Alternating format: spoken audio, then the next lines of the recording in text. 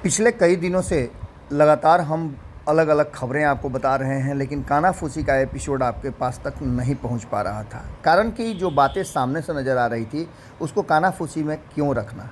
लेकिन अब जबकि कानाफूसी शुरू हो चुकी है और दिल्ली में एक बड़ी बैठक शुरू हो गई है, उस बैठक में जो भी नीतीश विरोधी लोग हैं उन सारे लोगों को जुटाया गया है। इस जमावड़े में लगातार बैठकों का दौर जारी है। एक एक करके सभी से भारतीय जनता पार्टी मुलाकात कर रही है और इसमें नीतीश कुमार के वर्तमान करीबी भी शामिल हैं। जीतन राम मांझी का दिल्ली जाना और नीतीश कुमार के कई विरोधियों का दिल्ली में जमावड़ा लगाना इस बात की तरफ इशारा कर रहा है कि कुछ तो बात है जो आने वाले बिहार की राजनीति में अपना असर दिखाएगी। इस असर को देखने के लिए आपको थोड़ा सा ये समझना होगा कि आखिर भारतीय जनता पार्टी के रडार पर कौन कौन है।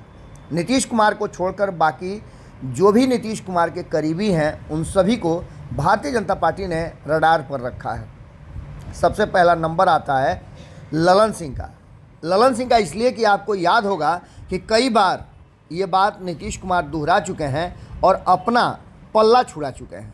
नीतीश कुमार ने साफ कहा कि वो ललन सिंह और विजेंद्र भाई के कहने पर पाला बदले हैं। अब इसको समझने के लिए आपको ऐसे समझना होगा कि भारतीय जनता पार्टी सबसे पहला टारगेट ललन सिंह को कर रही है। ललन सिंह पार्टी के अध्यक्ष भी हैं और लगातार भारतीय जनता पार्टी के साथ संबंधों का विच्छेद होने को उन्हीं को दोष लगाया जाता है या फिर उनकी ही स्ट्रेटजी को बताई जाती है।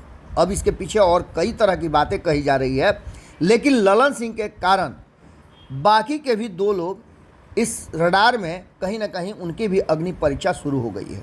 उन्हें दोनों तरफ से अग्नि परीक्षा देनी है। एक तो इसलिए देनी है कि ललन सिंह और नीतीश कुमार में उनकी कितनी आस्था है।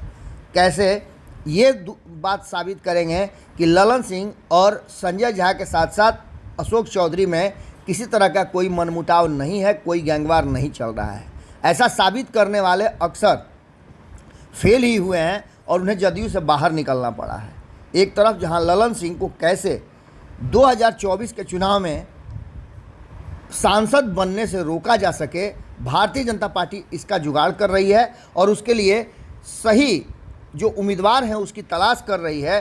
तो आपको बता दें कि दूसरी तरफ ये भी बात कहा जा रहा है कि ये संजय झा और अशोक चौधरी को इस बार लोकसभा का चुनाव लड़ना होगा और चुनाव लड़ने के लिए दोनों के लिए स्थान भी सुरक्षित कर दिए गए हैं। जहां एक तरफ जमुई में अशोक चौधरी लगातार तैयारियां शुरू कर चुके हैं और उनकी सीधी लड़ाई चिराग पासवान से हो सकती है, तो वहीं आपको बता दें कि दरभंगा में भी लगातार एयरपोर्ट की बात हो या दरभंगा में अन्य तरह के विकास की बात हो, लगातार आप संजय झा से सुन रहे होंगे। उनके लिए दरभंगा की सीट तय की गई है और कहा यह जाता है कि दरभंगा ब्राह्मणों का बहुल क्षेत्र है और संजय झा उसी से आते हैं। इस बार दोनों की परीक्षा होनी है और इस अग्नि परीक्षा में ललन सिंह सबसे बड़े परीक्षा देने वाले व्यक्ति होंगे, जिनको पूरी तरह से हर तरह से हिला डुला करके जांच किया जाएगा।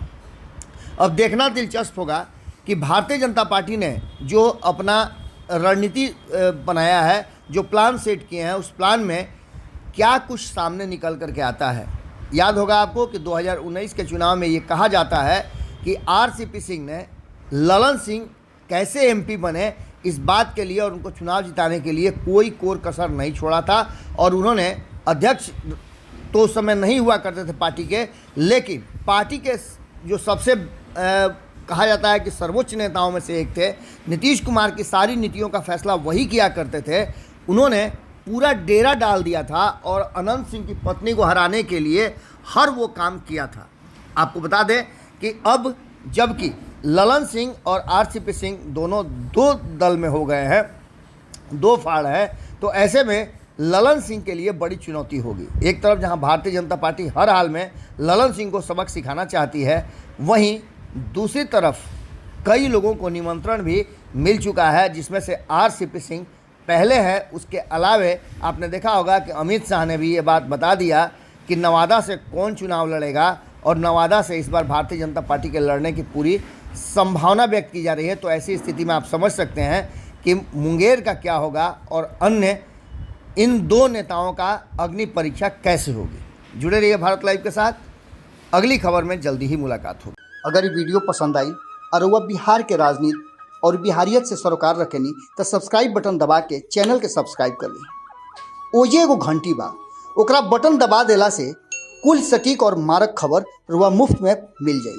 अगर रुआ पत्रकारिता के हमनी के नया प्रयोग में सहयोग कर चाहतानी तो ज्वाइन बटन दबा दी। पेटीएम नंबर नोट कर ली 9386816700। धन्यवाद।